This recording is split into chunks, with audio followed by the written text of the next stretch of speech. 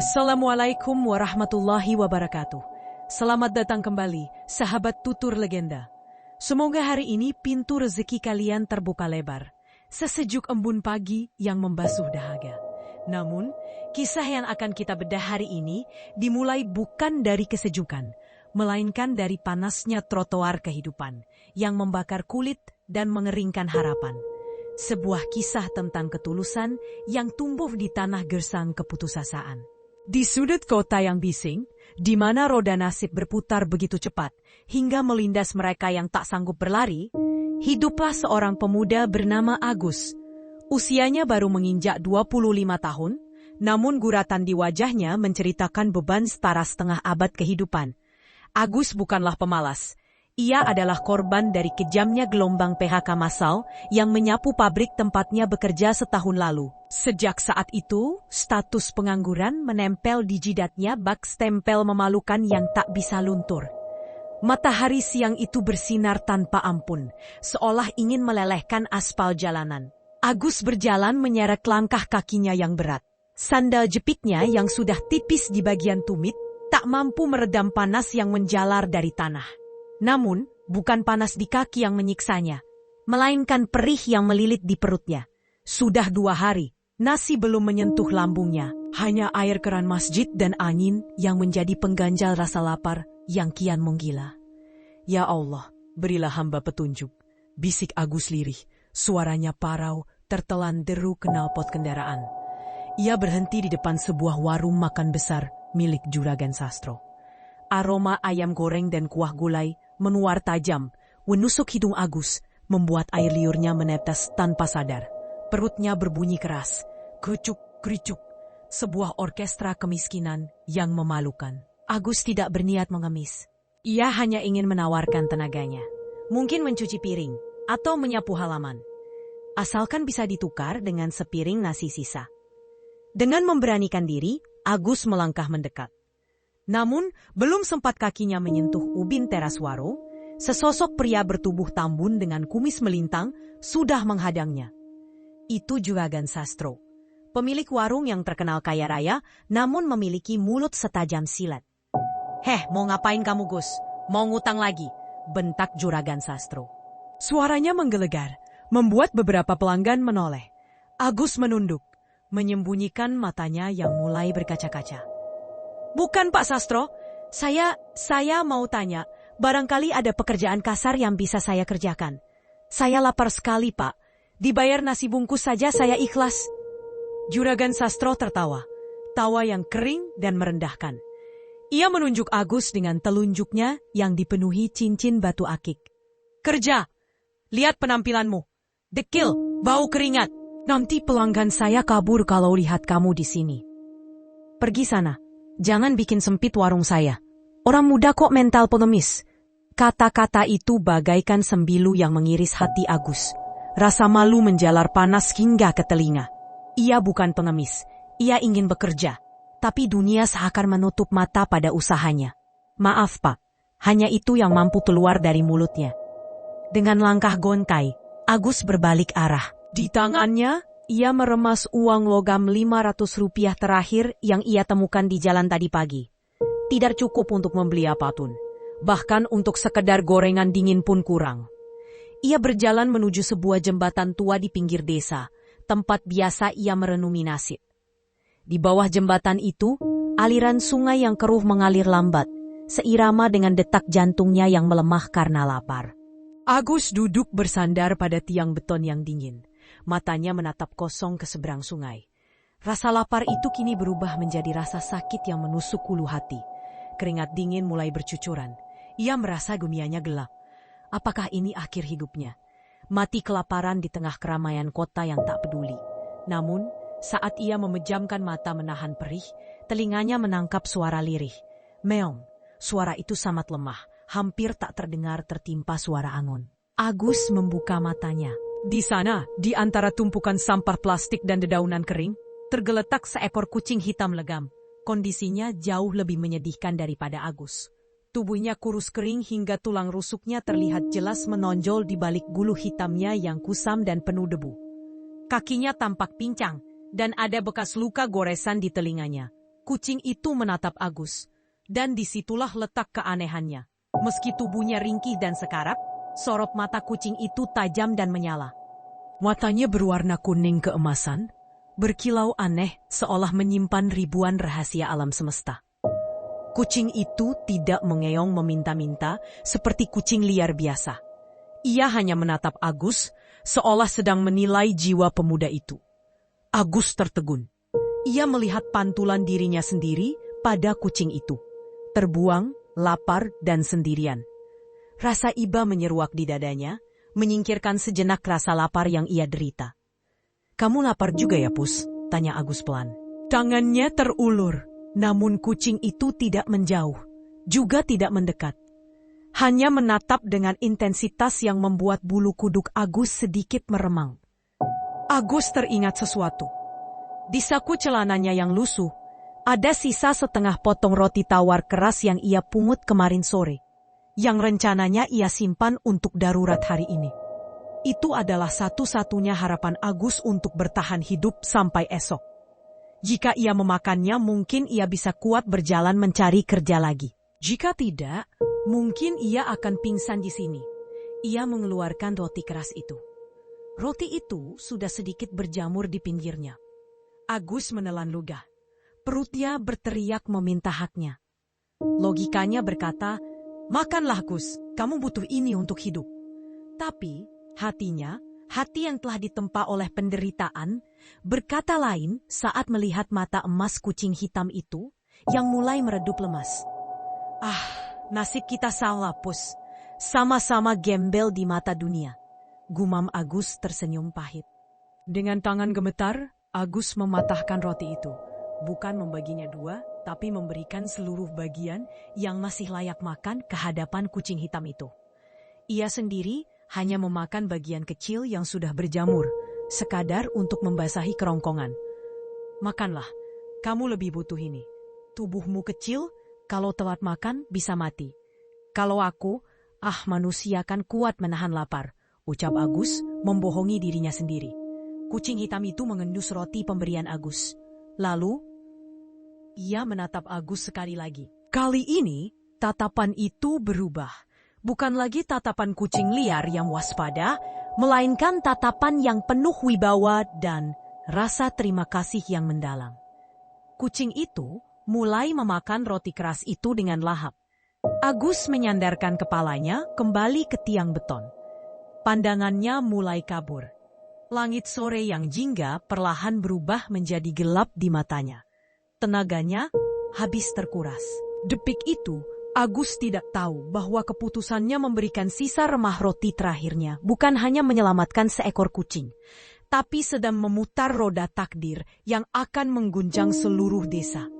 Ia tak sadar, ia baru saja menandatangani kontrak gaib dengan penguasa yang tak kasat mata. Kesadarannya menghilang seiring matahari yang tenggelam, meninggalkan tubuh Agus yang terkulai lemas di samping kucing hitam yang kini duduk tegak menjilati kakinya, seolah sedang bersiap menjaga tidur sang penyelamat.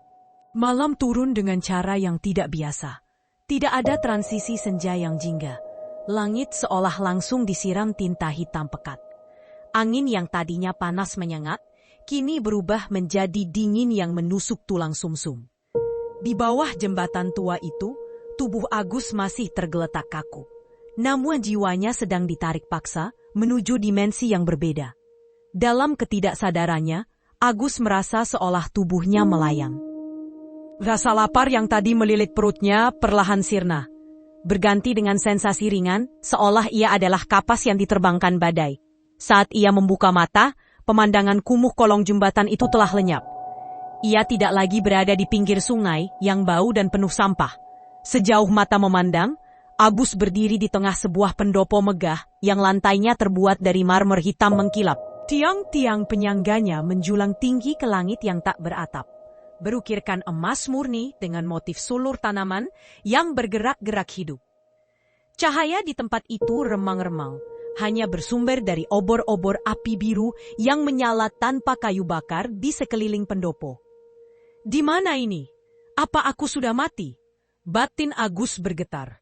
Kakinya gemetar bukan karena lapar, tapi karena aura kewibawaan yang begitu kuat menekan dadanya. Udaranya berbau harum, campuran antara wangi bunga kantil dan aroma tanah basah sehabis hujan.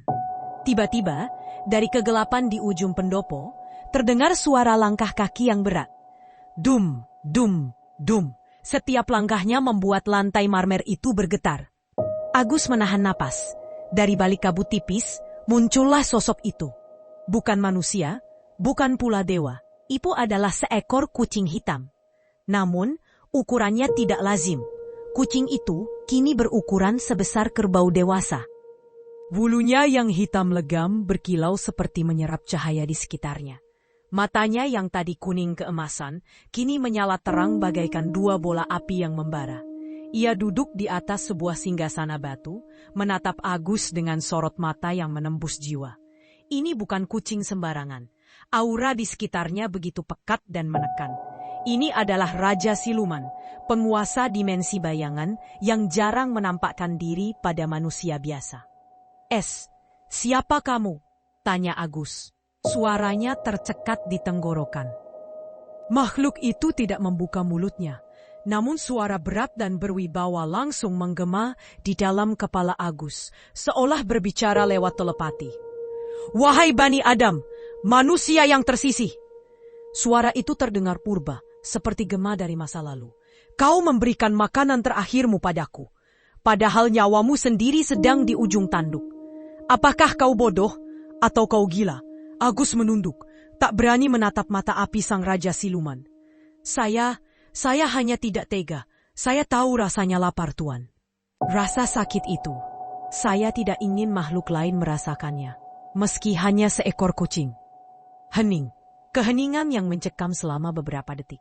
Lalu terdengar suara dengkuran halus dari makhluk raksasa itu. Dengkuran yang terdengar seperti gemuruh petir di kejauhan.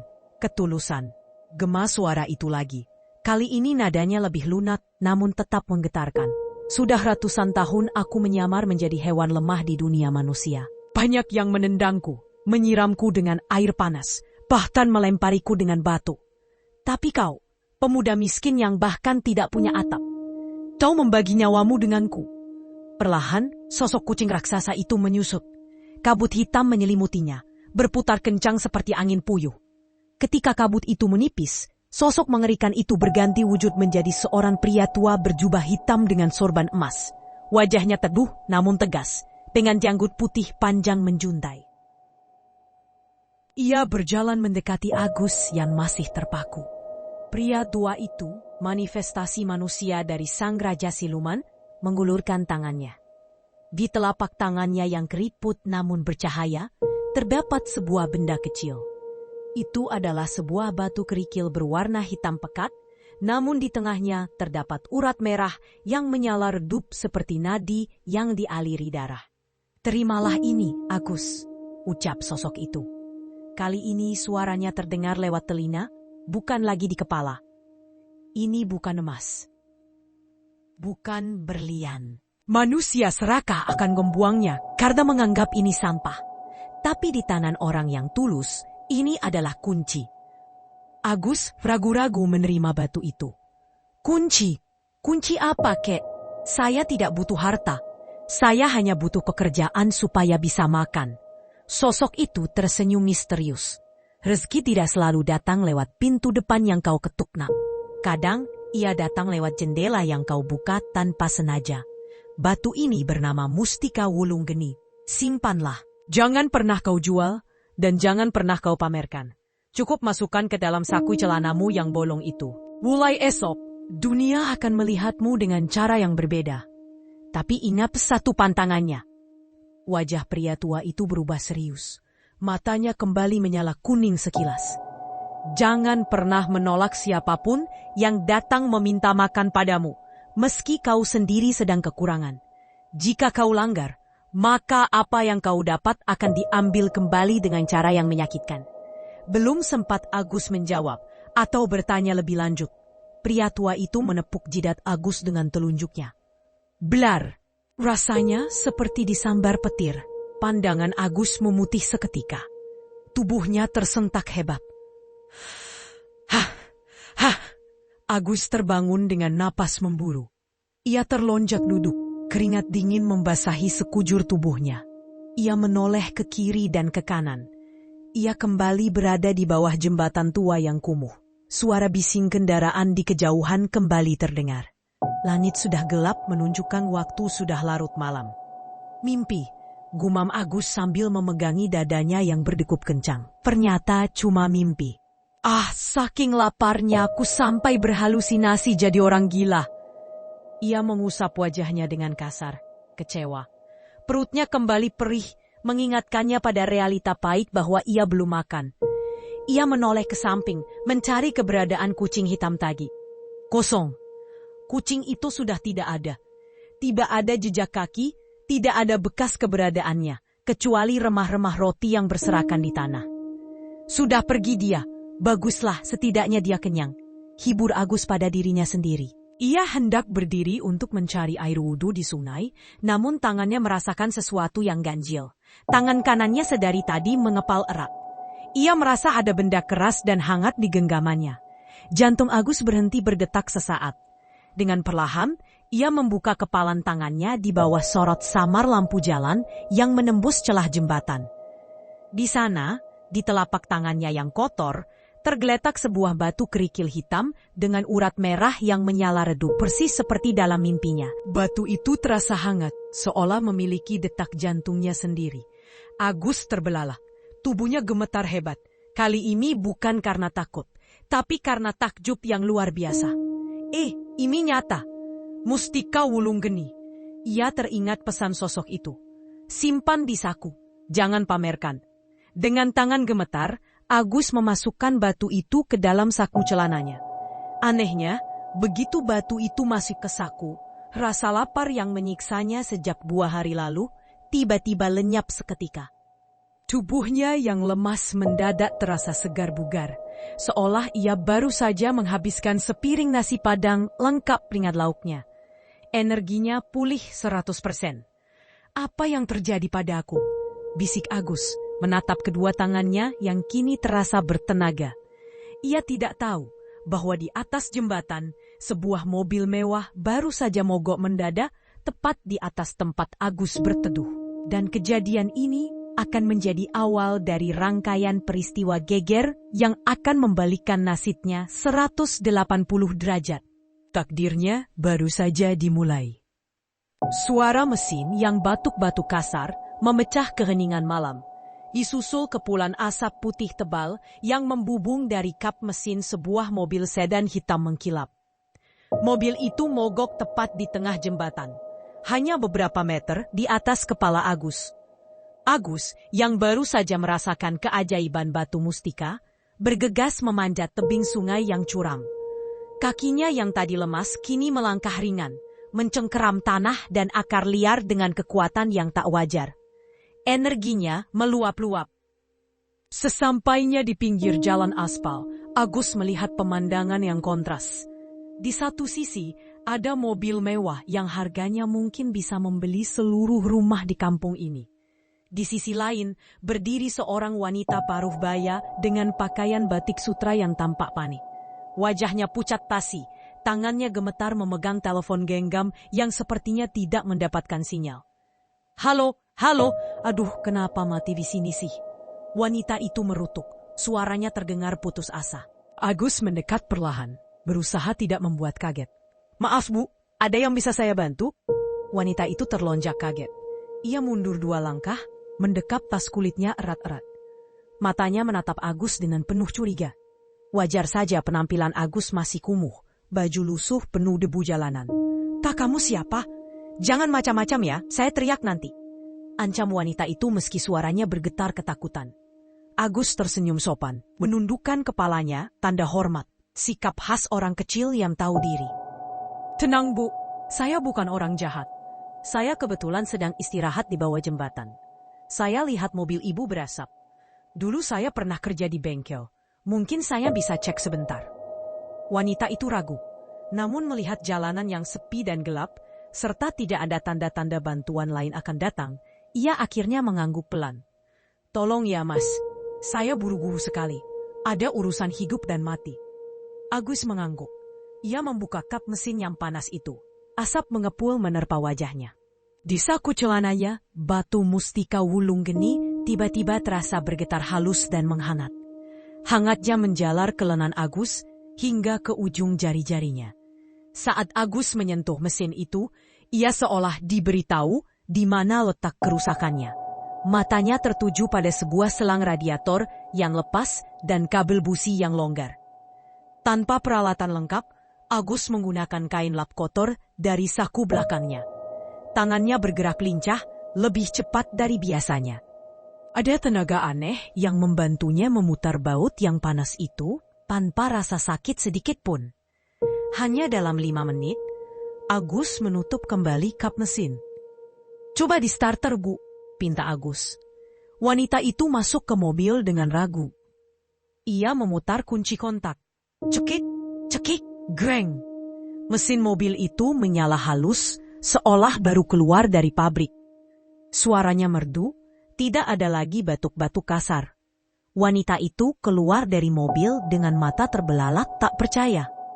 Ya ampun, nyala, padahal tadi sudah mati total. Mas ini montir hebat ya." Agus hanya tersenyum simpul. "Kebetulan saja, Bu, cuman masalah kecil." Wanita itu yang ternyata bernama Bu Ratna, seorang pengusaha properti terkenal di kota itu, langsung membuka dompetnya. Ia menarik 5 lembar uang berwarna merah. 500.000 rupiah.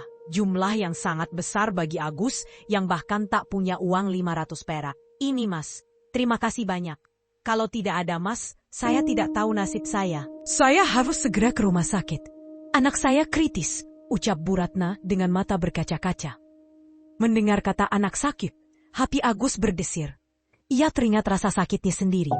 Ia teringat pesan sang Raja Siluman. "Jangan menolak, tapi harus tulus." Agus menggeleng pelan, menolak uang itu. "Simpan saja, Bu. Gunakan untuk pengobatan anak Ibu. Saya ikhlas bantu. Doakan saja saya cepat dapat kerja."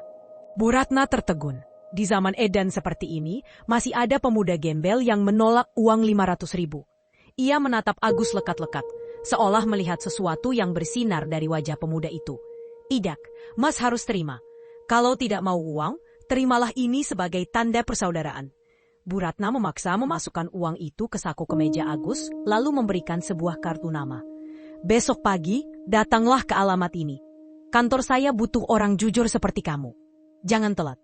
Tanpa menunggu jawaban, Bu Ratna masuk ke mobil dan melaju kencang menembus malam, meninggalkan Agus yang berdiri terpaku memegang uang 500.000 rupiah yang masih terasa hangat. Alhamdulillah. Agus bersujud syukur di aspal jalan. Malam ini ia tidak hanya kenyang oleh energi gaib, tapi juga mendapat modal hidup. Namun Agus tidak sadar. Di seberang jalan, di balik kegelapan semak-semak, ada sepasang mata yang mengintip dengan nyalang. Itu adalah Juragan Sastro. Ia baru saja pulang dari menagih utang dan kebetulan melihat seluruh kejadian itu. Matanya yang tamak melihat lembaran merah di tangan Agus. Tapi yang lebih membuatnya penasaran adalah bagaimana Agus memperbaiki mobil mewah itu hanya dengan sentuhan tangan kosong dalam hitungan menit. "Anak gembel itu," gumam Juragan Sastro. Giginya bergemeretak karena iri dan curiga. "Tadi siang mengemis di warungku. Sekarang pegang uang ratusan ribu. Dan mobil itu. Kenapa dia bisa benerin secepat itu? Pasti ada yang gak beres. Jangan-jangan dia pakai susuk atau pesugihan." Otak licik Juragan Sastro mulai berputar. Ia tidak rela melihat orang yang tadi ia hina tiba-tiba mendapat rezeki nomplok. "Lihat aja nanti Gus, kalau kamu main dukun di kampung ini, aku yang akan bikin kamu diusir warga." Bisik Sastro licik sambil menyalakan rokoknya. Asapnya mengepul membentuk rencana jahat. Sementara itu, di saku Agus, mustika wulung geni kembali berdenyut. Kali ini bukan hangat, tapi sedikit panas menyengat, seolah memberi peringatan. Ujian pertamamu akan segera dimulai. Pagi itu, matahari terbit dengan malu-malu, menyelinap di antara celah-celah beton jembatan yang dingin. Namun bagi Agus, sinar mentari kali ini terasa berbeda. Ada kehangatan yang menjalar bukan dari kulit, melainkan dari saku celananya. Batu mustika wulung geni itu seolah menjadi baterai kehidupan yang tak habis-habisnya memompa semangat ke dalam nadinya. Agus bangun lebih awal dari biasanya. Ia mandi di sungai, tapi kali ini ia menggosok badannya lebih bersih, menggunakan sisa sabun batangan kecil yang ia temukan terselip di bebatuan. Ia merapikan rambutnya yang gondrong dengan jari dan mencuci kemeja satu-satunya yang ia miliki agar terlihat sedikit lebih layak, meski warnanya sudah pudar dimakan usia. Dengan bermodalkan alamat di kartu nama dan sisa uang pemberian Bu Ratna semalam, yang sebagian besar sudah ia sedekahkan ke kotak amal masjid subuh tadi, Agus melantah-mantap menuju pusat kota. Gedung kantor Bu Ratna menjulang tinggi, berlapis kaca biru yang memantulkan langit. Agus sempat minder saat melangkah masuk ke lobi yang lantainya saking mengkilapnya bisa dipakai bercermin. Satpam sempat menghadangnya dengan tatapan merendahkan. Namun begitu Agus menyebut nama Bu Ratna, sikap mereka berubah 180 derajat. "Mari Mas Agus, Ibu sudah menunggu di lantai atas," ucap resepsionis dengan senyum yang dipaksakan. Di ruangan ber-AC yang dingin itu, Agus kembali bertemu Bu Ratna. Wanita itu menatap Agus dari ujung kaki ke ujung kepala, lalu tersenyum puas. "Kamu datang tepat waktu, Agus. Saya suka itu," kata Bu Ratna. "Mulai hari ini kamu kerja sebagai asisten umum saya. Tugasmu bantu-bantu di gudang logistik, dan kalau perlu, jadi sopir cadangan. Gaji UMR, makan siang ditanggung kantor. Setuju?" Agus nyaris sujud syukur di atas karpet tebal ruangan itu. "Setuju sekali, Bu. Terima kasih banyak. Saya janji akan kerja sungguh-sungguh." "Satu lagi." Bu Ratna menyodorkan sebuah amplop coklat tebal. "Ini uang muka gajimu. Pakailah buat beli baju yang pantas dan cari kos-kosan. Jangan tidur di kolong jembatan lagi." Agus menerima amplop itu dengan tangan gemetar. Isinya 2 juta rupiah. Seumur hidupnya, belum pernah ia memegang uang sebanyak itu. Air matanya menetes, bukan karena cengeng, tapi karena rasa syukur yang membuncah. Doa-doanya di malam-malam sepi akhirnya terjawab. Sore harinya, Agus pulang dengan penampilan baru. Ia mengenakan kemeja batik murah yang ia beli di pasar, celana bahan hitam, dan sandal kulit. Wajahnya berseri-seri. Di tangannya, ia menjinjing 10 bungkus nasi padang dan 2 kantong besar martabak manis. Agus tidak melupakan asal-usulnya.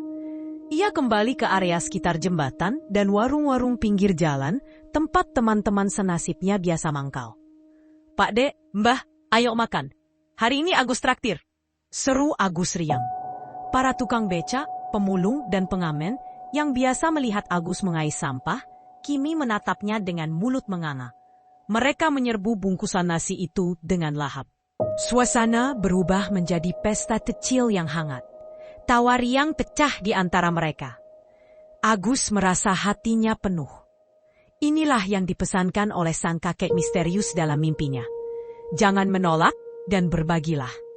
Namun kebahagiaan itu ibarat kaca tipis yang siap pecah kapan saja.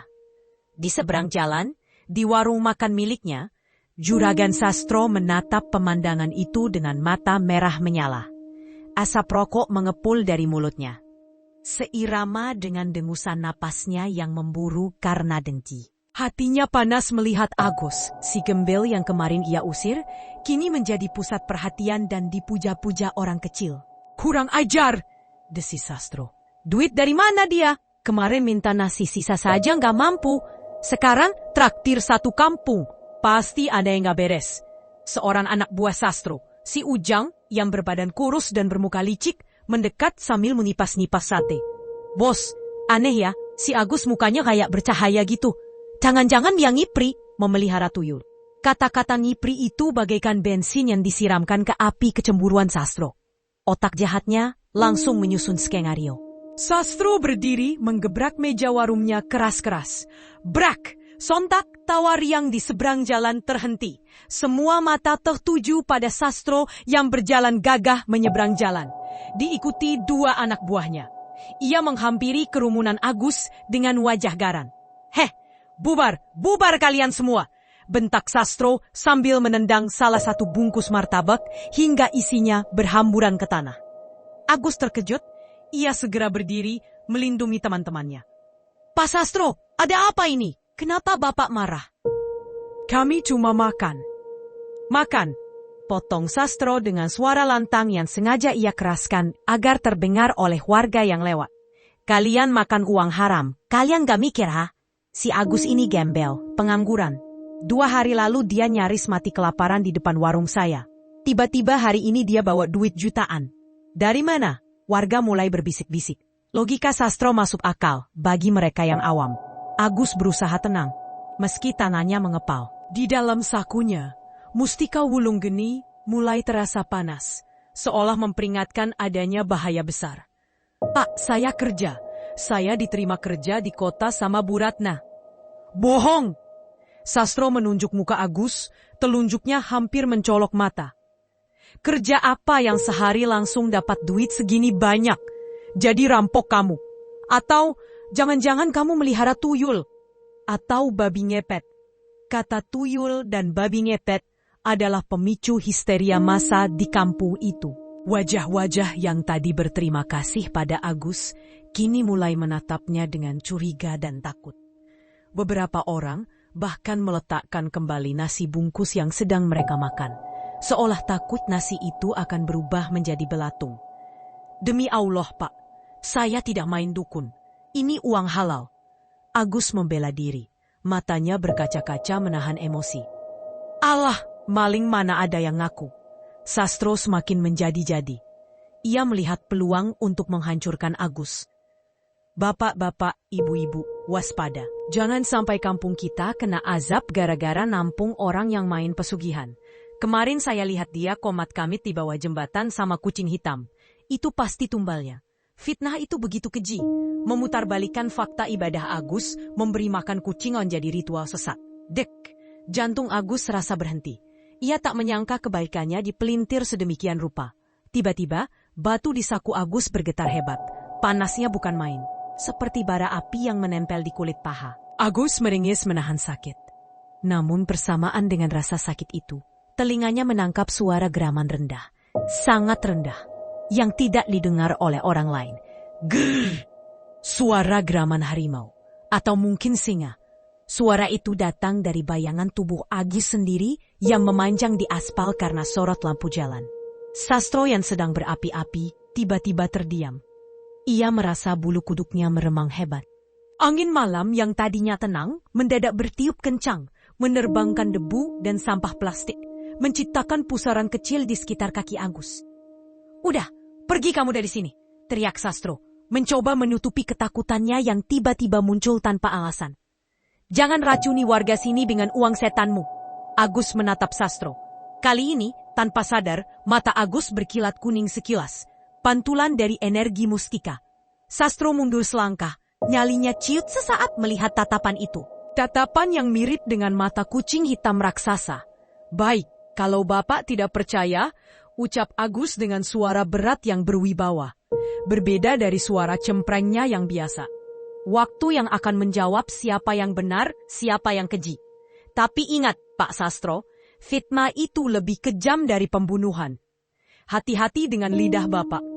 Agus memungut martabak yang jatuh, membersihkannya, lalu membungkusnya kembali. Ia berbalik pergi, meninggalkan kerumunan yang kini terdiam 1000 bahasa. Tidak ada yang berani menahannya. Aura di sekitar Agus terasa terlalu menekan.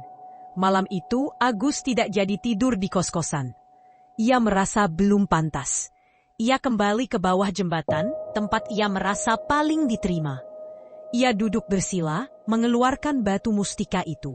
Batu itu menyala merah terang, berdenyut seirama napasnya. Sabar Gus, bisik Agus pada dirinya sendiri. Ini ujian, Gusti Allah boten sare.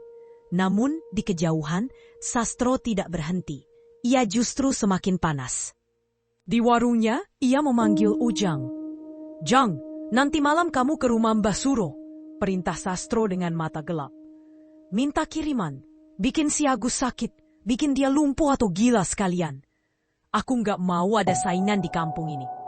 Apalagi saingan yang main dukun. Mbah Suro adalah dukun ilmu hitam paling ditakuti di perbatasan desa. Sastro baru saja menabuh genderang perang. Ia tidak tahu bahwa ia sedang mencoba mengirim santet kepada seseorang yang dijaga langsung oleh Raja Siluman. Malam itu, langit di atas kampung mendadak berubah warna menjadi merah darah. Awan hitam bergulung membentuk formasi mengerikan. Perang gaib akan segera dimulai.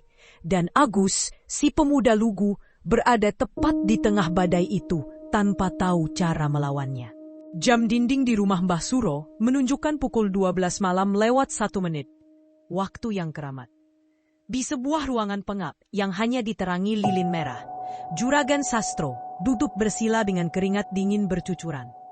Di hadapannya, Mbah Suro, dukun tua dengan kulit keriput seperti kulit kayu kering, sedang komat kamit merapalkan mantra dalam bahasa yang tak dimengerti manusia biasa. Di tengah mereka, terdapat sebuah boneka jerami yang diikat dengan kain kafan lusuh. Di perut boneka itu, tertempel foto Agus yang diambil diam-diam oleh anak buah Sastro. Ingat Juragan, suara Mbah Suro serak, seperti gesekan 2 batu kali. Sekali Banaspati ini dikirim, tidak bisa ditarik kembali. Kalau musuhmu tidak punya pagar gaib, dia akan mati muntah darah sebelum subuh.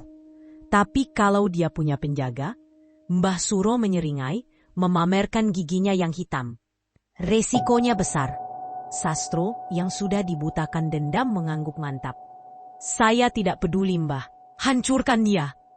Saya mau lihat dia menderita. Bayarannya sudah saya siapkan 2 kali lipat. Mbah Suro tertawa terkekeh. Ia mengambil seekor ayam cemani, ayam hitam total, menyembelihnya dan meneteskan darahnya ke atas boneka itu. Wush! Tiba-tiba, api lilin di ruangan itu membesar setinggi 1 meter, berubah warna menjadi hijau kebiruan. Angin kencang berhembus di dalam ruangan yang tertutup rapat, membanting pintu dan jendela. Berangkatlah, cari darah yang bernama Agus. Teriak Mbah Suro sambil menghantamkan keris kecil ke jantung boneka jerami itu. Di saat yang sama, di bawah jembatan tua, Agus sedang mencoba memejamkan mata di atas kardus bekas. Namun, perasaannya tidak enak. Jantungnya berdebar kencang tanpa sebab. Suara jangkrik yang biasanya ramai mendadak senyap total. Hening, keheningan yang menekan gendang telinga. Tiba-tiba, hidung Abus mencium bau yang sangat busuk. Bau anyir darah bercampur bau singkong bakar dan kemenyan. Serit, serit, terdengar suara seperti kuku tajam yang menggaruk tiang beton jembatan. Suaranya mendekat. Dari atas langit-langit jembatan, muncul bola api seukuran kepala manusia. Bola api itu melayang turun perlahan, berputar-putar dengan wajah menyeringai yang mengerikan di tengah kobaran apinya. Itu adalah Banaspati, makhluk kiriman pencabut nyawa. Agus terbelalak, tubuhnya kaku, tak bisa digerakkan. Fenomena tindihan menyerangnya. Ia ingin berteriak, tapi suaranya tercekat. Bola api itu melesat cepat ke arah dada Agus, siap membakar organ dalamnya. Mati kau, terdengar bisikan gaib yang menggema di telinga Agus. Namun tepat 1 jengkal sebelum api itu menyentuh kulit Agus, zeraat. Saku celana Agus meledakkan cahaya merah yang menyilaukan. Batu mustika wulung geni bereaksi otomatis. Hawa panas yang luar biasa keluar dari tubuh Agus, namun tidak membakarnya. Justru hawa panas itu membentuk perisai transparan yang membentur bola api itu. Blar!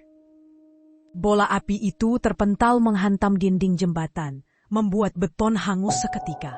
Agus terlepas dari kelumpuhannya. Ia merangkak mundur dengan napas memburu. Apa itu? Astagfirullah, astagfirullah. Belum sempat Agus bernapas lega, bola api itu bangkit lagi. Kini ukurannya membesar 2 kali lipat. Ia marah.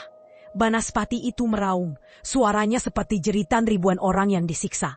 Ia bersiap menerjang Agus lagi dengan kekuatan penuh. Agus memejamkan mata, pasrah. Ia hanya manusia biasa.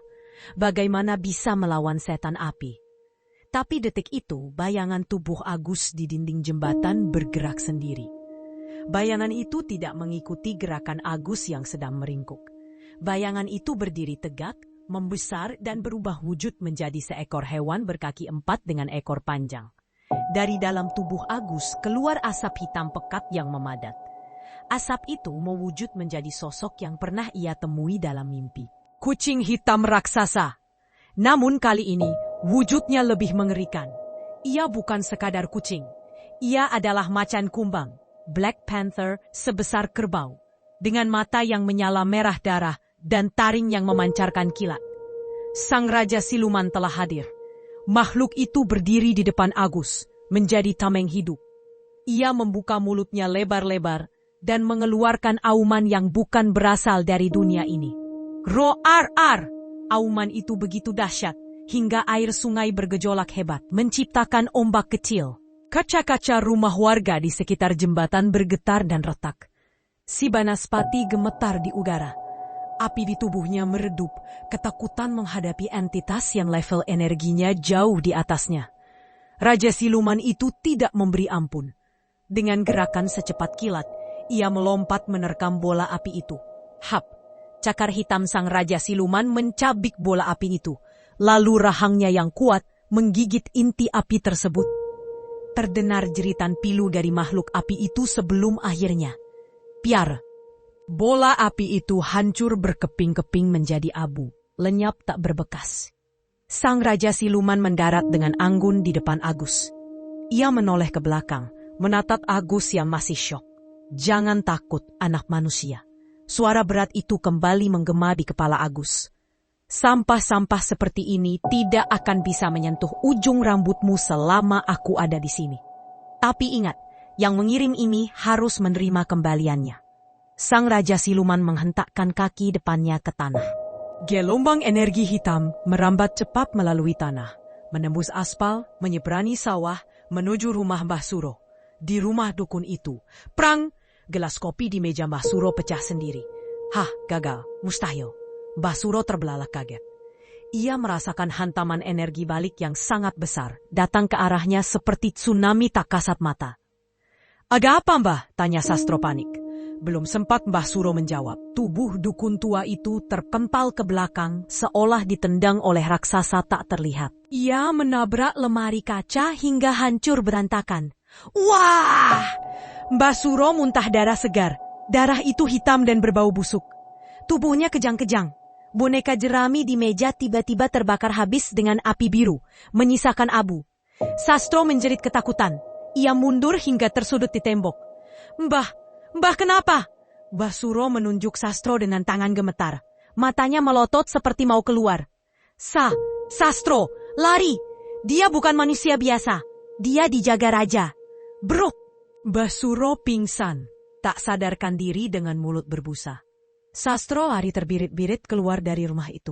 Kakinya lemas, celananya basah karena ia terkencing-kencing saking takutnya. Ia memacu motornya gila-gilaan menembus malam.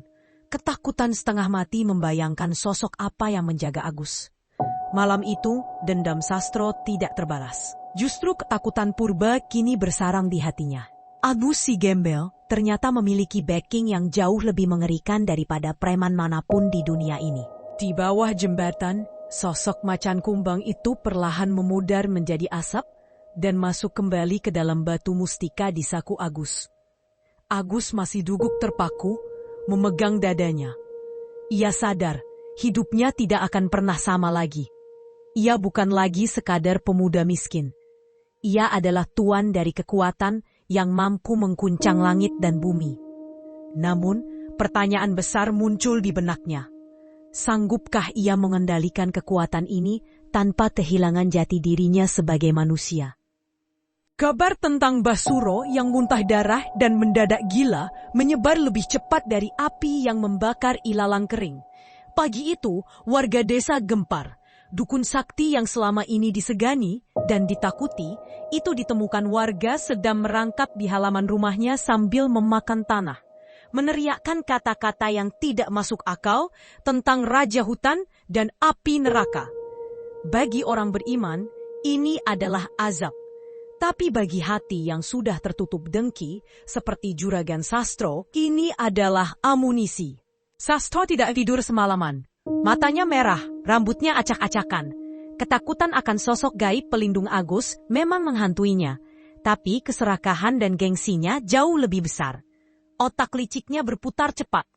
Jika ia tidak bisa membunuh Agus dengan tangan hantu, maka ia akan membunuh Agus dengan tangan manusia. Dukun sakti saja kalah, berarti si Agus ini memelihara iblis yang sangat kuat. Warga harus tahu, warga harus dibuat ketakutan. Batin Sastro. Ia mulai bergerilya. Dari warung kopi ke pos ronda, Sastro menyebarkan racun. Kalian lihat Mas Suro, itu ulah Agus. Hasut Sastro dengan nada berapi-api. Si Agus itu tumbalin Mbah Suro buat memperkuat ilmu hitamnya. Kemarin dia kaya mendadak. Sekarang orang sakti dibuat gila. Besok bisa jadi anak-anak kalian yang jadi korban. Isu itu meledak. Ketakutan adalah penggerak massa yang paling efektif. Warga yang awam, yang mudah disulut emosinya, mulai termakan omongan Sastro. Mereka lupa bahwa Agus adalah pemuda santun yang sering membantu mengangkat barang di pasar. Di mata mereka sekarang, Agus adalah monster. Siang harinya, tepat setelah adzan zuhur, petaka itu datang. Agus sedang duduk di bawah jembatan, membersihkan sampah plastik yang tersangkut di aliran sungai. Ia ingin lingkungan tempat tinggalnya, meski hanya kolong jembatan, tetap bersih. Tiba-tiba, terdengar suara gemuruh langkah kaki puluhan orang. "Itu dia orangnya! Serbu!" teriakan Ujang, anak buah Sastro, memecah kedamaian siang itu. Agus menoleh kaget. Dari atas tanggul sungai, puluhan warga turun membawa pentungan, batu, dan kayu balok. Wajah mereka penuh amarah. Di barisan paling depan, Juragan Sastro berdiri dengan senyum puas yang mengerikan. "Tangkap dukun santet itu! Bakar dia sebelum desa kita kena sial!" teriak Sastro. "Tunggu, apa-apaan ini?" Agus mencoba berdiri, mengangkat tangannya. "Saya salah apa, Pak?" Namun masa yang sudah gelap mata tidak butuh penjelasan. Sebuah batu melayang menghantam pelipis Agus. Darah segar memucur, menetes membasahi kemeja batiknya yang baru. Agus terhuyung jatuh. "Hajar, jangan kasih ampun." Masa merangsek maju. Agus tidak melawan. Ia ingat pesan almarhum ibunya. Gusti Allah tidak tidur, mengalah bukan berarti kalah. Ia membiarkan tubuhnya dipukuli, ditendang, dan diseret paksa naik ke jalan aspal. Mustika Wulung Geni di saku Agus bergetar hebat. Panasnya membakar kulit paha Agus. Batu itu ingin meledak, ingin mengeluarkan energi pelindung. Tapi Agus menahannya dalam hati. Jangan sakiti mereka. Mereka hanya tidak tahu. Agus diseret sepanjang jalan desa menuju balai RW. Debu dan kerikil menggores kulitnya. Bajunya robek-robek, darah bercampur keringat membasahi tubuhnya. Warga yang menonton di pinggir jalan, ada yang menangis kasihan, tapi tak berani menolong karena takut pada Sastro. Sesampainya di halaman balai RW yang luas, Agus dilempar ke tanah berpasir di tengah terik matahari yang menyengat. Sastro naik ke atas mimbar dadakan, bertingkah bak pahlawan kesiangan. "Bapak-bapak, ibu-ibu," Sastro lantang, menunjuk Agus yang terkapar tak berdaya. "Lihatlah, ini dia biang kerok penyakit di desa kita. Dia yang bikin Mbah Suro gila. Dia yang pakai pesugihan kucing setan." Sastro merogoh saku Agus yang robek, mengambil sisa uang gaji pemberian Bu Ratna, dan yang paling diincar, batu mustika Wulung Geni. Lihat, Sastro mengangkat uang jutaan rupiah dan batu hitam itu tinggi-tinggi. "Kerja serabutan kok punya uang segini. Dan lihat batu ini jimat pemanggil setan. Bakar, bakar, bakar." Warga berteriak histeris termakan provokasi. Sastro tersenyum lebar. Ia merasa menang. Ia mengambil sebuah jerigen bensin yang sudah disiapkan anak buahnya. Ia berjalan mendekati Agus, membuka tutup jerigen itu.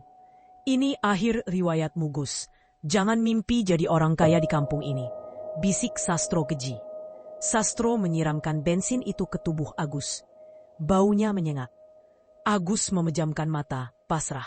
Air matanya menetes bercampur darah. "Ya Allah, jika ini memang takdirku, aku ikhlas. Tapi tolong selamatkan orang-orang ini dari fitnah." Doa Agus dalam hati. Sastro menyalakan korek api. Api kecil menari-nari di ujung kayu, siap dilempar untuk membakar tubuh manusia yang tak berdosa. Namun, tepat saat korek api itu melayang di udara, meong, terdengar suara kucing mengeong. Bukan satu, bukan dua, tapi ribuan. Suara itu datang dari segala penjuru. Dari atap rumah, dari balik semak-semak, dari gorong-gorong. Warga yang tadinya beringas mendadak terdiam, menoleh ke sekeliling dengan bingung. Pemandangan yang terjadi selanjutnya membuat bulu kuduk semua orang berdiri tegak. Ribuan kucing datang menyerbu halaman balai RW. Kucing kampung, kucing ras, kucing liar yang kurus, hingga kucing rumahan yang gemuk. Mereka datang bergelombang seperti air bah. Warna-warni bulu mereka menciptakan lautan yang bergerak. Anehnya, kucing-kucing itu tidak menyerang warga. Mereka berlari cepat, melompati pagar, dan membentuk lingkaran berlapis-lapis mengelilingi tubuh Agus. Mereka menjadi benteng hidup. Korek api yang dilempar Sastro jatuh, tapi tidak mengenai Agus. Korek itu jatuh di atas punggung seekor kucing belang 3 yang dengan sigap melompat menepisnya, lalu menginjak api itu hingga padam. Kucing itu tidak terbakar sedikit pun. Apa ini? Sastro mundur ketakutan. Wajahnya pucat pasi. Ribuan kucing itu kini duduk tegak mengelilingi Agus. Mata mereka semua menatap tajam ke arah Sastro dan warga. Ribuan pasang mata yang menyala seolah menghakimi kekejaman manusia. Dan di tengah keheningan yang mencekam itu, langit yang tadinya terik mendadak berubah gelap gulita. Awan hitam pekat berkumpul tepat di atas balai RW, berputar membentuk pusaran angin puyuh. Duar, petir menyambar di siang bolong, suaranya memekakkan telinga. Dari tengah pusaran awan hitam itu, terdengar suara tawa yang menggelegar. Tawa yang berat, berwibawa, namun mengerikan. Hahaha. Suara itu turun dari langit, membuat kaca-kaca jendela balai RW pecah berantakan. Manusia-manusia bodoh, kalian hendak membakar kekasihku. Kalian hendak menyakiti orang yang memberikan nyawanya untuk rajaku. Warga menjerit ketakutan. Banyak yang langsung bersujud di tanah memohon ampun. Sastro gemetar hebat, kakinya lemas hingga ia jatuh terduduk. Dari balik barisan ribuan kucing itu, muncullah seekor kucing hitam kecil. Kucing yang sama yang ditolong Agus tempo hari. Ia berjalan perlahan mendekati Agus, menjilati luka di wajah pemuda itu. Seketika, luka-luka di tubuh Agus menutup. Darah berhenti mengalir. Agus membuka matanya, dan saat ia bangun, matanya menyala kuning keemasan. Ia bukan lagi Agus si pemulung. Saat ini, ia adalah wadah dari murka sang raja siluman. Agus berdiri tegak. Bensin di tubuhnya menguap seketika, kering tanpa sisa. Ia menatap Sastro yang meringkuk di tanah. Pak Sastro! Suara Agus terbenar ganda, bercampur dengan suara geraman harimau. Bapak ingin membakar saya. Silahkan. Tapi ingat, api di dunia ini tidak sepanas api yang sedang menunggu Bapak sekarang. Kucing hitam kecil itu menoleh ke arah Sastro, lalu membuka mulutnya. Bukan suara meong yang keluar, melainkan auman macan kumbang yang menggetarkan isi dada. Roar! Sastro menjerit histeris. Ia melihat bayangan raksasa di belakang Agus. Bayangan macan kumbang setinggi rumah yang siap menelan kepalanya. Hukuman bagi Sastro baru saja akan dimulai. Dan kali ini tidak ada satupun warga yang berani membelanya. Badai yang mengamuk di halaman balai RW perlahan mereda. Awan hitam pekat yang tadi berputar bagaikan gasing raksasa kini mulai terurai, membiarkan seberkas cahaya matahari sore menerobos masuk, menyinari tubuh Agus yang berdiri tegak tanpa segores luka pun. Ribuan kucing yang tadi menjadi pagar betis perlahan membubarkan diri. Mereka berjalan dengan tenang, tertib, seolah barisan prajurit yang baru saja menyelesaikan tugas negara.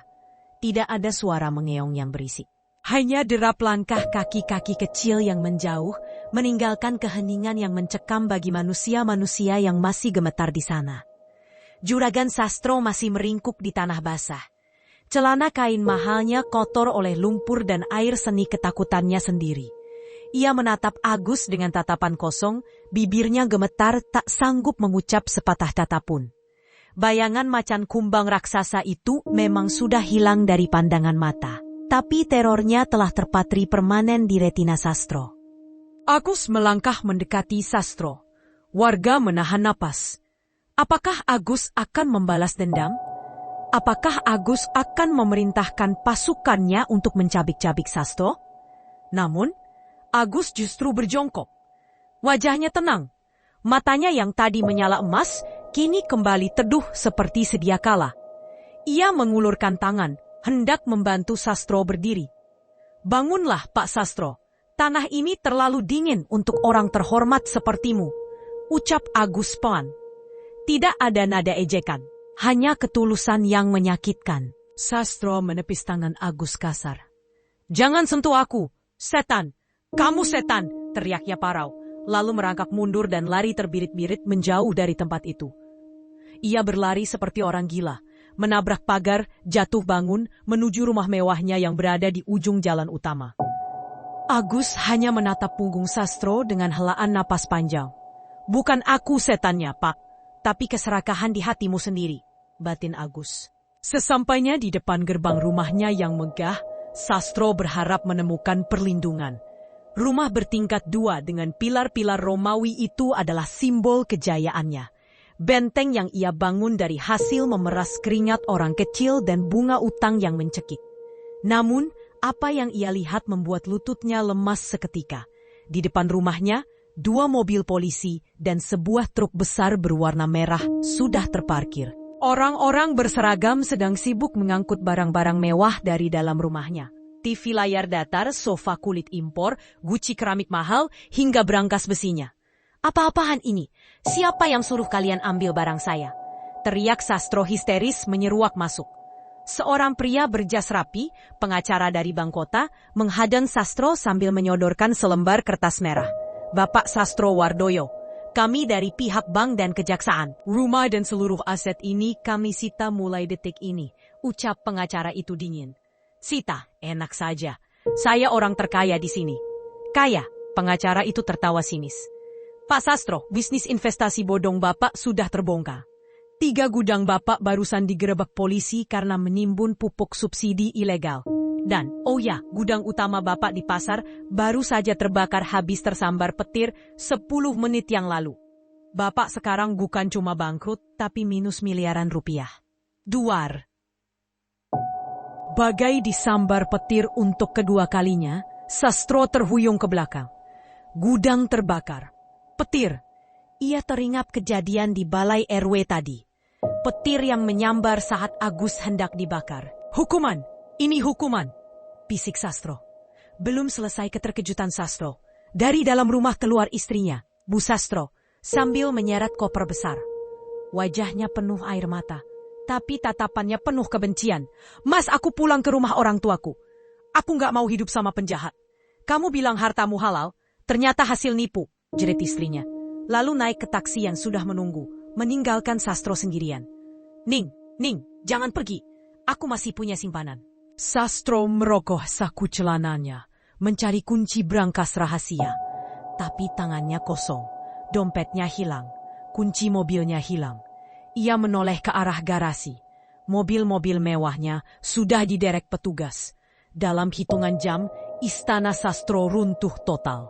Berdiri di pinggir jalan, di depan rumah yang kini disegel garis polisi kuning. Langit sore berubah menjadi senja yang merah darah. Seolah alam sedang menertawakan kejatuhannya. Tiba-tiba, perut Sastro melilit hebat. Rasa lapar yang luar biasa menyerangnya. Rasa lapar yang sama persis seperti yang dirasakan Agus 3 hari lalu saat diusir dari warung Sastro. Sastro meraba sakunya. Kosong. Tidak ada uang sepeser pun. Ia melihat tukang gorengan di seberang jalan. Ia ingin membeli, tapi ia sadar ia tak punya daya. Pak, minta gorengan 1. Sastro, sang juragan kaya, kini mengulurkan tangan meminta-minta. Tukang gorengan itu menatapnya sinis. Loh, juragan Sastro, kok minta? Bukannya Bapak yang kemarin bilang orang miskin itu sampah. Pergi sana, jangan bikin sial dagangan saya. Sastro terperangah. Kata-katanya sendiri kini berbalik menampar wajahnya. Karma itu bukan hanya nyata, tapi ia datang dengan bunga yang berbunga. Sementara itu, di balai RW, suasana berubah haru. Warga desa yang tadinya beringas, Kini satu persatu mendekati Agus. Mereka menunduk malu. Pak RT maju paling depan, memegang tangan Agus dengan gemetar. Gus, maafkan kami. Kami bodoh. Kami termakan hasutan Sastro. Kami hampir saja membunuh orang yang dilindungi Gusti Allah, ucap Pak RT terisak. Agus tersenyum, lalu menepuk bahu Pak RT. Sudahlah, Pak. Manusia tempatnya salah. Yang penting, sekarang bapak-bapak dan ibu-ibu sudah sadar. Jangan pernah lagi menghina orang kecil. Kita tidak pernah tahu siapa yang sebenarnya besar di mata Tuhan. Tiba-tiba, sebuah mobil sedan hitam mewah membelah kerumunan. Bu Ratna turun dengan tergesa-gesa. Agus, ya ampun, Agus. Bu Ratna berlari, memeluk Agus layaknya seorang ibu memeluk anaknya. Saya dengar keributan ini dari satpam komplek. Kamu nggak apa-apa, nak? Saya sehat, Bu Ratna. Berkat doa ibu juga, jawab Agus santun. Bu Ratna melihat kondisi Agus yang bajunya robek-robek, tapi wajahnya bersinar. Ia lalu berbalik menghadap warga. Dengar semuanya, suara Bu Ratna lantang. Kalian tahu siapa pemuda ini? Dia adalah orang yang menyelamatkan nyawa saya malam itu. Dia menolak uang jutaan rupiah demi menolong saya. Dan kalian mau membakarnya. Di mana hati nurani kalian? Warga semakin menunduk dalam. Rasa bersalah menghujam dada mereka. Mulai hari ini, lanjut Bu Ratna, Agus tidak akan tinggal di kolong jembatan lagi. Saya mengangkatnya menjadi kepala pengawas di seluruh gudang perusahaan saya. Dan saya akan bangunkan rumah layak untuknya di tanah milik saya di ujung desa. Ada yang keberatan? Tidak, Bu. Kami setuju. Hidup Agus, seru warga serempak. Mereka butuh cara untuk menebus dosa, dan mendukung Agus adalah cara termudah. Agus menggeleng pelan, matanya berkaca-kaca. Nasibnya berputar 180 derajat dalam sekejap. Dari calon mayat yang akan dibakar, menjadi orang terpandang yang dihormati satu desa. Namun, di tengah sorak-sorai itu, Agus merasakan getaran halus di saku celananya. Batu mustika wulung geni itu terasa hangat dan berpamitan. Malam itu, setelah keramaian usai, Agus duduk sendirian di teras masjid. Ia mengeluarkan batu hitam itu. Cahaya merah di urat batunya perlahan meredup, lalu padam sepenuhnya. Batu itu berubah menjadi kerikil hitam biasa. Terdengar bisikan lembut di telinga Agus, terbawa angin malam. Tugasku sudah selesai, anak manusia. Sudah lulus ujian. Kekuatan sejati bukan pada batu ini, tapi pada hatimu yang memaafkan saat bisa membalas. Teruslah menjadi manusia, jangan menjadi Tuhan. Agus tersenyum, air matanya menetes satu persatu. Ia mencium batu itu, lalu menguburnya di bawah pohon beringin di halaman masjid. Ia tidak butuh kesaktian lagi. Ia sudah memiliki senjata yang lebih kuat, harga diri dan kehormatan. Tapi kisah ini belum berakhir untuk satu orang. Di kejauhan, di lorong pasar yang gelap dan becek, sesosok pria tua kurus dengan pakaian compang-camping sedang berebut tulang ayam sisa dengan seekor anjing liar. Itu Sastro. Dalam semalam, rambutnya memutih semua, tatapannya liar. Mulutnya terus bergumam, ampun, ampun, jangan bakar aku. Ampun, ia telah menjadi gila. Ia kini menjadi sampah masyarakat yang sesungguhnya, persis seperti yang pernah ia tuduhkan pada Agus. Dan yang lebih menyakitkan, setiap kali ia melihat kucing, bahkan kucing kecil sekalipun, ia akan menjerit ketakutan dan sujud menyembah, mengira itu adalah utusan Raja Siluman yang datang mencabut nyawanya. Agus yang kebetulan lewat dengan mobil barunya, melihat pemandangan itu dari balik kaca jendela. Supirnya bertanya, Pak Agus, itu orang gila yang dulu jahat sama Bapak. Mau saya usir? Agus menggeleng pelan. Ia membuka kaca jendela, lalu melemparkan sebungkus nasi padang hangat ke dekat Sastro yang sedang kelaparan. Biarkan dia, itu adalah sisa hidupnya. Kita tidak perlu menghukumnya lagi. Hidupnya sudah menjadi neraka, ucap Agus. Sastro menyambar nasi itu dengan rakus, tanpa sadar bahwa nasi itu pemberian dari orang yang dulu ia hina. Agus menutup kaca jendela mobilnya. Mobil pun melaju menembus malam, meninggalkan masa lalu yang kelam menuju masa depan yang terang benderang. 5 tahun telah berlalu sejak malam geger di balai RW itu. Desa yang dulunya kering dan penuh intrik, kini berubah menjadi desa yang subur dan damai. Pemandangan di desa itu pun kini sedikit unik. Hampir di setiap teras rumah warga terdapat wadah makanan dan minuman khusus untuk kucing liar. Tidak ada lagi orang yang berani menendang kucing di desa ini. Mereka takut, atau lebih tepatnya, mereka segan pada kenangan akan auman ribuan kucing yang pernah menyelamatkan nyawa seseorang. Di pusat desa berdiri sebuah bangunan joglo yang sangat luas dan asri. Di papan namanya tertulis besar-besar, Rumah Makan Gratis Penampungan Kucing Siwulung. Ya, itu adalah milik Agus. Agus kini bukan lagi pemuda kurus kering yang tidur di kolong jembatan. Ia telah menjadi pengusaha logistik tersukses di provinsi itu. Namun penampilannya tetap sederhana. Ia lebih sering terlihat memakai kaos oblong dan sarung, duduk di teras rumah makan gratisnya, melayani kaum duafa yang datang silih berganti. Siang itu suasana rumah makan sangat ramai. Tukang becak, pemulung, anak yatim, hingga musafir yang kehabisan bekal, semua makan dengan lahap. Tidak ada kasir di sana. Bayarannya hanya satu, doa. "Pak Agus, tambah nasinya ya," teriak seorang kakek tua sumringah. "Ambil saja, Mbah, habiskan. Jangan sampai ada perut lapar di desa ini," jawab Agus sambil tertawa renyah, tangannya sibuk menuangkan teh hangat. Di sudut ruangan, Bu Ratna duduk sambil tersenyum bangga melihat mantan anak buahnya itu. Ia kini sudah pensiun dan menyerahkan sebagian besar operasional perusahaannya pada Agus. Ia tahu, di tangan Agus, harta itu tidak hanya berkembang, tapi juga berkah. "Gus," panggil Bu Ratna. Agus mendekat, mencium tangan wanita yang sudah ia anggap ibu kandungnya sendiri. "Ada apa, Bu?" Ibu masih heran. "Dulu kamu dihina, difitnah, bahkan mau dibakar. Tapi kok kamu nggak pernah sedikit pun kelihatan dendam sama warga, bahkan sama Pak Sastro?" tanya Bu Ratna. Agus terdiam sejenak, pandangannya menerawang keluar jendela, menatap jembatan tua di kejauhan, yang kini sudah direnovasi menjadi taman yang indah. "Bu," jawab Agus pelan, "dendam itu seperti meminum racun tapi berharap orang lain yang mati. Kalau saya dendam, apa bedanya saya dengan Pak Sastro? Lagi pula, saya belajar dari guru saya." "Guru? Siapa gurumu?" Agus tersenyum misterius. "Ekor kucing hitam yang mengajarkan saya bahwa kemuliaan tidak dilihat dari jenis kulit atau bulu, tapi dari ketulusan hati." Tiba-tiba, dari arah jalan raya, terdengar suara ribut-ribut. Saya tidak dapat melanjutkan dengan teks tersebut. Anak-anak itu lari ketakutan. Agus menghampiri Sastro yang gemetar di pojokan. Badannya menyengat, rambutnya gimbal penuh kutu. Sastro menutupi wajahnya dengan tangan, takut dipukul. Ampun juragan, jangan pukul," racau Sastro. Agus tidak memukul. Ia mengambil piring berisi nasi rendang hangat dan segelas air jeruk. Ia berlutut di depan Sastro, menyodorkan makanan itu. "Makanlah, Pak, ini rejeki Bapak hari ini," ucap Agus lembut. Sastro membuka matanya yang belekan. Ia menatap Agus. Ada kilatan kesadaran sesaat di mata gilanya. Air mata Sastro menetes deras, membasahi pipinya yang kotor. Mungkin di dalam kegilaannya, nuraninya masih mengenali siapa pemuda di hadapannya ini.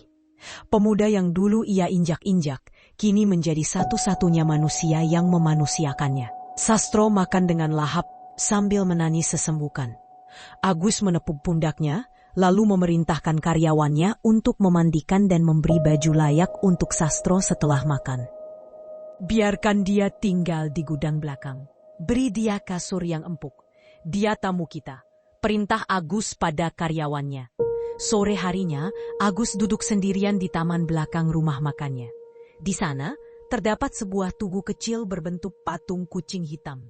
Itu adalah monumen pribadi Agus untuk mengenang sang raja siluman. Matahari mulai terbenam, menyisakan semburat jingga di langit barat. Angin sepoi-sepoi meniup dedaunan. "Meo," Agus menoleh. Di atas pagar tembok, duduk seekor kucing hitam besar dengan mata kuning menyala. Kucing itu menatap Agus dengan tatapan yang sangat ia kenal. Tatapan penuh wibawa. Agus tersenyum, menganggukkan kepalanya tanda hormat. "Terima kasih, Mbah. Saya sudah tepati janji saya. Tidak ada yang lapar di sekitar saya," bisik Agus. Kucing itu mengeong panjang, seolah menjawab, lalu melompat turun dan menghilang di balik rimbunnya semak belukar. Agus tahu, sang Raja Siluman tidak pernah benar-benar pergi. Dia selalu mengawasi, menjaga agar hati Agus tidak melenceng dari jalan kebaikan. Mustika Wulunggeni mungkin sudah hilang, tapi mustika yang sesungguhnya, hati nurani, telah tertanam kuat di dada Agus. Agus menarik napas panjang, menghirup udara kebebasan dan kebahagiaan. Ia sadar, hidup ini adalah panggung sandiwara, namun sutradaranya adalah Yang Maha Kuasa. Dan dalam skenario Tuhan, orang sabar tidak akan pernah dibiarkan kalah selamanya. Sahabat tutur legenda yang dimuliakan Allah. Dari kisah Agus sang pemulung dan Raja Siluman Kucing ini, kita diajak merenung sedalam-dalamnya. Lihatlah bagaimana sedekah tidak pernah membuat miskin. Agus memberikan setengah potong roti terakhirnya, nyawanya sendiri, dan Tuhan membalasnya dengan kerajaan bisnis dan kehormatan. Lihatlah bagaimana kesombongan menghancurkan segalanya. Juragan Sastro yang merasa memiliki dunia, runtuh hanya dalam satu malam karena doa orang yang terzalimi dan angkuhnya hati. Dan yang paling penting, kisah ini mengajarkan kita untuk memuliakan makhluk Tuhan. Jangan pernah meremehkan hewan, apalagi menyiksanya. Kita tidak pernah tahu, bisa jadi kucing yang kita tendang di jalanan adalah perantara rejeki kita, atau bahkan ujian dari Yang Maha Gaib.